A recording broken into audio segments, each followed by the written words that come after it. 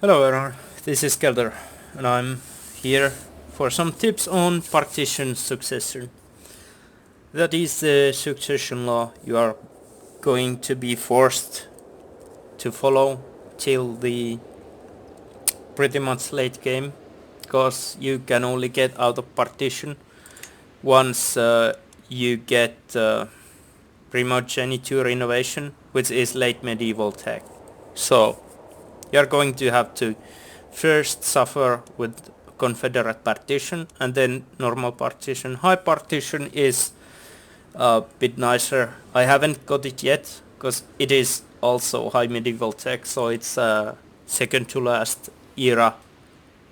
For that you keep the most with your heir in that one, but with proper planning, Confederate partition and partition are not that bad either. Confederate and normal partition only differ in that in Confederate new titles can be created for younger heirs without titles. So if you have lands for a kingdom as a kingdom tier, or you have lands for a duchy as a duchy, or for an empire as an empire, those other empires, kingdoms or duchies will be created upon your death, even if you don't and you have extra sons in line for inheritance. So in CK2 the partition was a bit different. It counted it worked differently, and I think it's even easier to manage in CK3, where you only need to have duchies or kingdoms to be given to your sons. So as you can see in this case, I have 2 extra sons in line for inheritance. One is going to be getting Kingdom of England and nothing else. And the other one is going to be getting Duchy of Normandy and nothing else, even though these are my capital titles, so these won't be split. Also this is my capital county, so it won't be split, but I have rest of my capital duchy plus a non-related county of Ahvenanmaa here, Holland, which in CK2 would be going to one of my other heirs, but in CK3 they only get the title, and once I die they will take just some random county within that title from some of your vassals, so you don't even need to maintain land outside your capital duchy to be able to use this. For longest time I was playing as a king, so I didn't take lands for creation of second kingdom. I avoided that, so I only needed to have enough duchies to give for everyone. And you have to have the duchy. If you have a vassal duke, that duchy won't go to your son. You need to have the duchy yourself, or it needs to be uncreated for it to be counted. So always keep some extra duchies at hand, or at hand for conquest, especially as a tribal, when you can use county and duchy conquest depending on your fame level.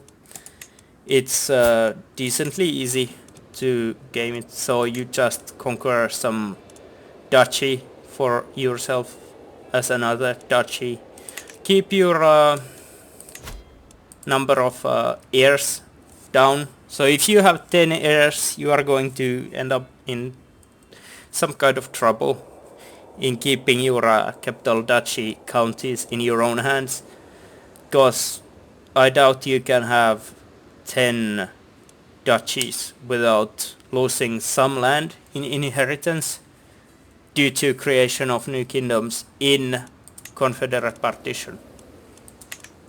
But that said, it's much easier to work with this system because you only need to have higher than county title to give to your extra heirs. So you don't need to have any land in a duchy you hold for it to count as a full inheritance for an extra heir. So I hope that explanation is of some use. I have been able to keep my capital duchy completely in my hands with no tyranny, no need to fight after succession to keep it for 240 years about, just by following these simple tips. Always have enough duchies for all your extra heirs. If you have let's say one less heir than you have duchies, your main heir will get 2 duchies, so that's nice. He will start off with 2 duchies so he can have 2 heirs without losing capital counties, or for that matter any counties outside those titles that the others would inherit. So if I had, almost forgot, if I had a county in Duchy of Normandy, it would go with the inheritance of Duchy of Normandy. Same with counties in Kingdom of England, those would go. So it is the whole de jure area goes with the inheritance.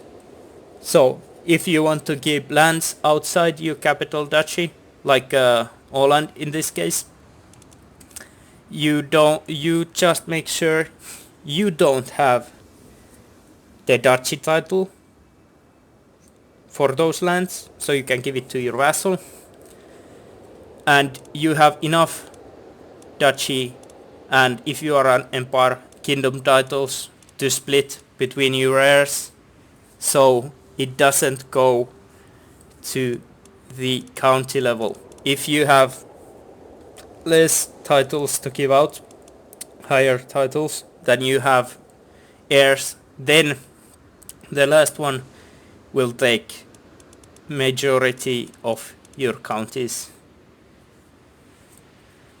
So that's not nice, and I hope you can avoid that fate with these easy tips. Of course it's going to be conquest heavy, but what isn't? A conquest is nice for gameplay, although CK3 is very good game even without conquest. Conquest is still important, especially for keeping your realm strong. So that's about it. Remember, enjoy gaming and see you next time.